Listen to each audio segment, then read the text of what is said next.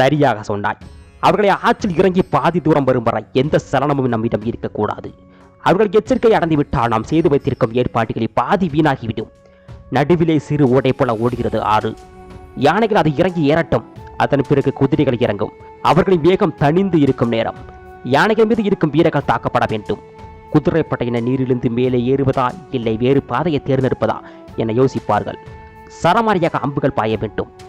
அம்பரா தோழிகள் தயாராக இருக்கட்டும். விசை குண்டுகள் விசை தீப்பந்தங்களும் ஒரு பக்கம் எரியப்பட வேண்டும். ஆற்றிலிருந்து ஒருவரும் கரையேறக்கூடாது. அப்படி அவர்கள் பாதை மாறி வேறு பக்கம் வந்தால் நம்முடைய குதிரைப்படை வீரர்களும் காலாட்படை வீரர்களும் அவர்களை வேகமாக சென்று தாக்க வேண்டும். நமது எல்லை கோட்டையில் ஒரு கீறல் விழுவதற்குள் அவர்கள் அனைவரையும் புரட்டி ஓட செய்ய வேண்டும். என்ன சொல்கின்றீர்கள் வீரர்களே? உங்கள் திட்டப்படியே நடக்கும் இளவரசே.